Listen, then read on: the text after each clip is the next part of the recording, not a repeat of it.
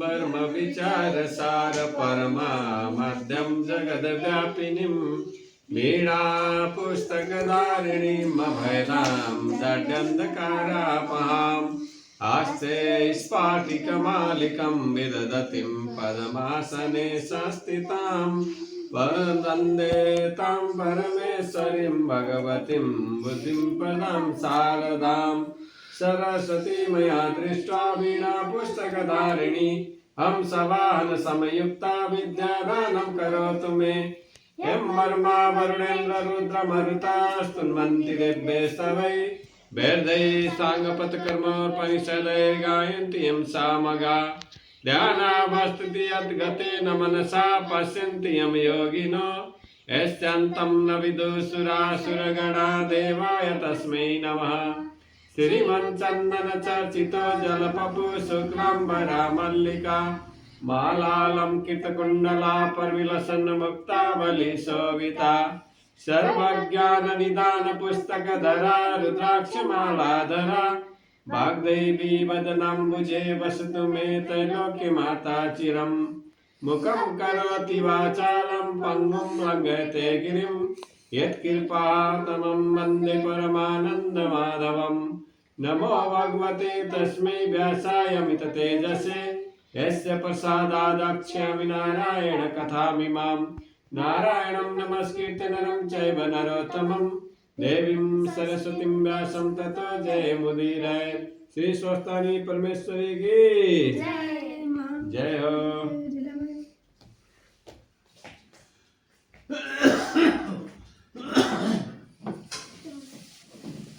छैठौं अध्याय। कुमारजी आज्ञा गर्नुहुन्छ हे अगस्त मुनि, यस्ता तरहसित मैले त्रिपुरदा सुनाए, अब के सुन्ने इच्छा छ भन्दा अगस्त मुनि बिन्ती गर्दछन्। हे कुमारजी, दक्ष प्रजापतिका 33 कोटी कन्या 33 कोटी देवताले विवाह गरे। सती देवी विष्णुका छलले शिवजीले पाई कैलाश लगे। तहाँ पछि के भयो सबै सुनाइ बक्सियोस् भन्दा कुमारजी आज्ञा गर्दछन्। हे मुने, तहाँ पछि एक दिन दक्ष प्रजापतिले आफ्नी स्त्री वीरणीछ्यौं कुरा गरे। हे स्त्री, हामीले अश्वमेध यज्ञ गर्न चिताएको धेरै काल भयो। अब अश्वमेध गरौँ, सामग्री तयार गर। महादेव र सतीदेवी बाहेक अरू सबै छोरी ज्वाइँ र ब्रह्मा विष्णु पार्वती देवता ऋषि गन्धर्व किन्नर दैत्य नाग अप्सरा र 10 दिक्पाललाई निमन्त्रणा पठाऊ। यति आफ्ना स्वामीले भनेको सुनि वीरणीले सम्पूर्ण सामग्री तयार पारिन् अनि महादेव र सतीदेवी बाहेक सबै छोरी ज्वाइँ ब्रह्मा विष्णु पार्वती ऋषि गन्धर्व किन्नर दैत्य नाग अप्सरा 10 दिक्पाललाई निमन्त्रणा गर्न पठाइन् र दक्ष प्रजापतिका सबै छोरी ज्वाइँहरू नाना वस्त्र अलङ्कार पहिरी यज्ञमा होम नभनी मणि माणिक्य नाना द्रव्य लिई दक्ष प्रजापतिका घर गए। उनले सबैसित शिष्टाचार गरेर सुदिनमा अश्वमेध यज्ञ प्रारम्भ गरे। कस्तो अश्वमेध भने जस्तै शिवजी नन्दी भृङ्गी चतुष्षष्ठी योगिनी भूत प्रेत पार्थ गणले सहित भई बस्दा शोभायमान देखिन्छन्।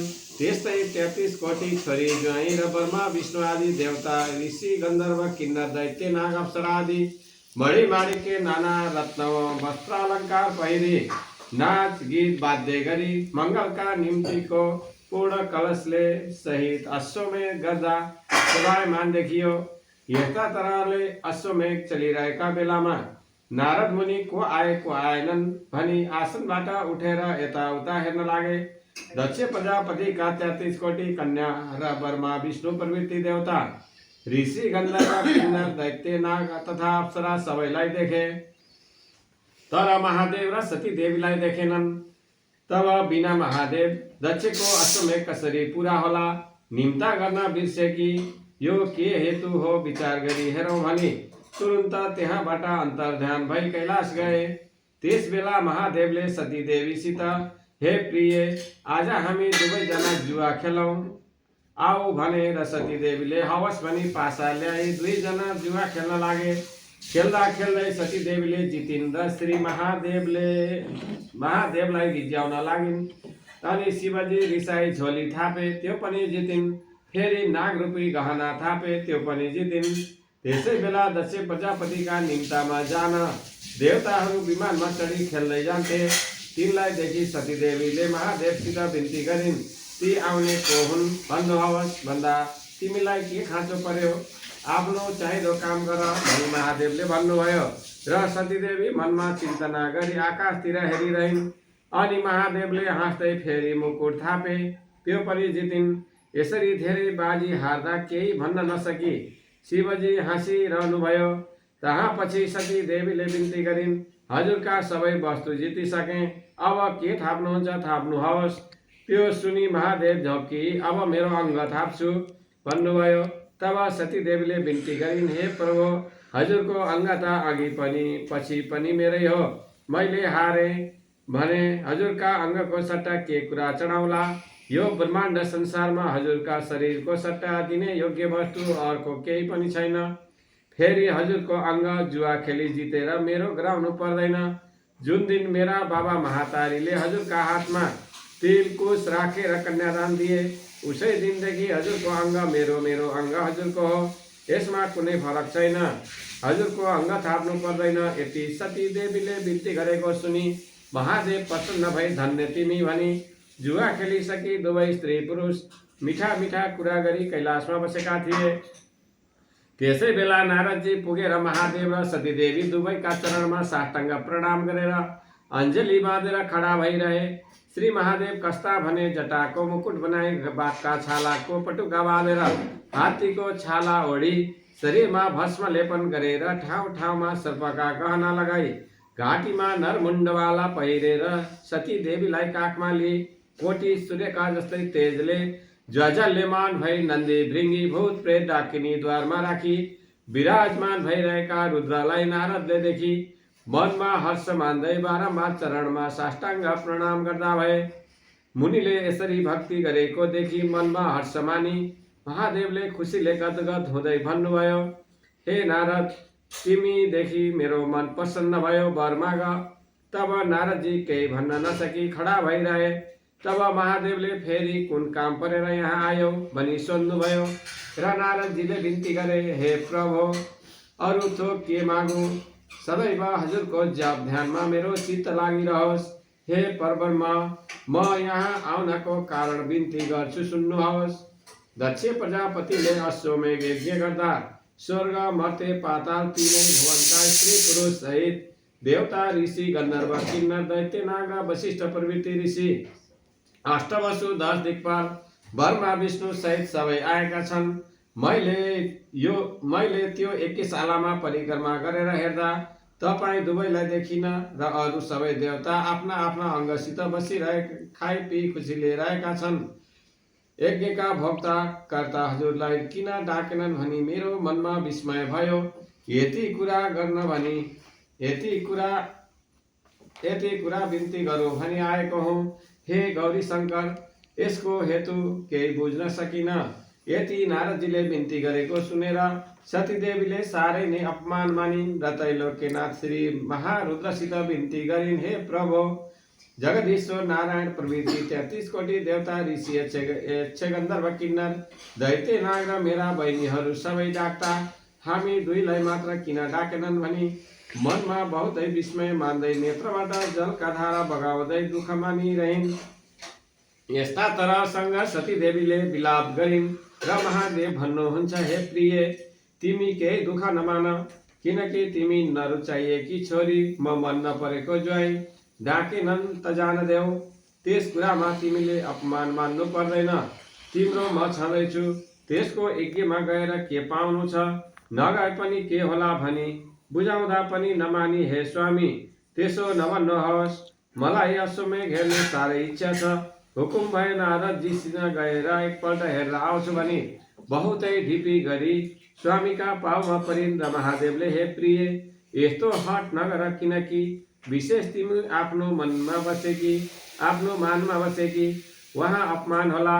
जाने काम नगर भनी अनेक तरहसित बुझाउँदा पनि नमानी कैलाशबाट नारदजीसँग आई दक्ष प्रजापतिले यज्ञ गरिरहेका ठाउँमा पुगेर आफ्ना पिता माताका चरणमा ढोगी बहुतै चित्त दुखाई आँखाबाट आँसु खसाली मङ्गल वचन बोलिन्, हे पिता, हे माता, हजुरको यत्रो यज्ञमा मलाई किन खबर दिनु भएन? म हजुरकी छोरी होइन, मैले के बिराएँ? मेरा स्वामीले हजुरहरूको के अपराध र के विराम गर्नुभयो भन्नुहोस्। विष्णु प्रवृत्ति 33 कोटी देवता, ऋषि, गन्धर्व, किन्नर, दैत्य, नाग, 10 दिक्पाल, स्त्री पुरुष सहित सबै डाकिए। हामी 2 जनालाई मात्र किन डाक्नु भएन? फेरि यज्ञका कर्ता महादेव नभई यो अश्वमेध कसरी पुरा होला?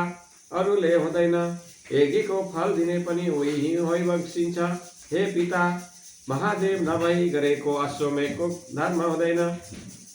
यज्ञकर्ता नभएको अशुद्ध यज्ञ किन गर्नुभयो? यसले हजुरको जय हुने छैन। अझै पनि श्री महारुद्रलाई डाक्न पठाउनुहोस्, तब हजुरको अश्वमेध पुरा होला र फल मिल्ला। हे पिता, शङ्करलाई असङ्कर गरी हजुरले गर्नुभएको यो यज्ञ शङ्कर नभई पनि पूर्ण हुन्छ कि? ब्रह्माण्डमा 2 शङ्कर भए, मलाई भन्नुहोस्। महादेव र मलाई नडाकेको कारण के हो? हे पिता, सो सबै वृत्तान्त भन्नुहोस्। यति सती देवीले भनेको सुनि दक्ष प्रजापति भन्दछन्, हे पुत्री, त दुःख नमान।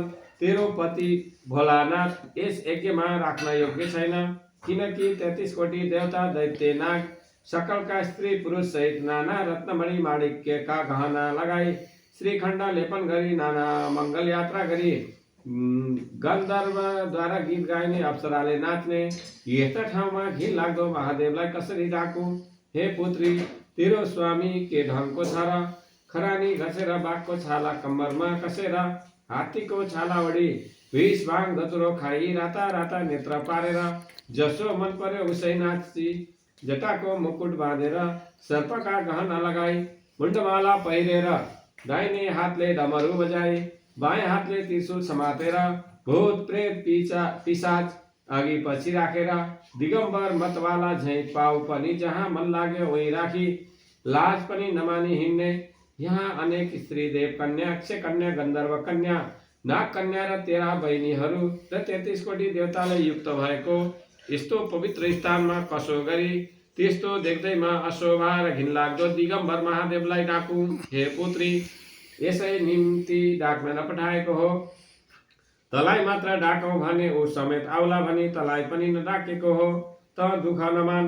हे पुत्री, मैले तैले मेरो सेवा पनि गरेकी थिइस्, अपराध पनि केही गरेकी छैनस्। तेरो स्वामी त्यस्तै हुनाले तलाई नडाकेको हो।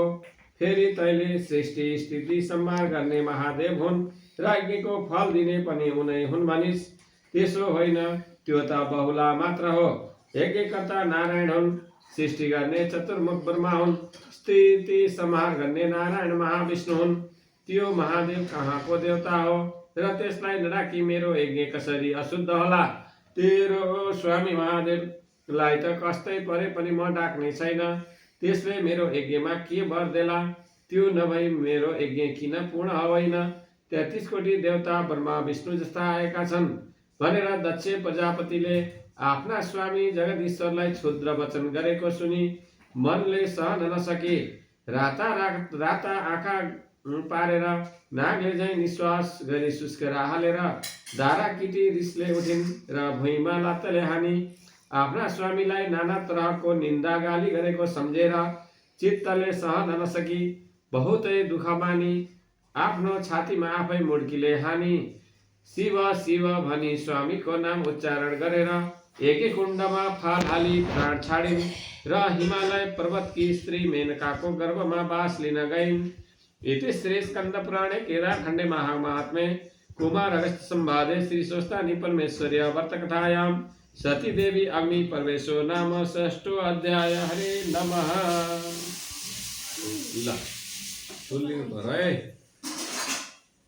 फुल्लिनी है।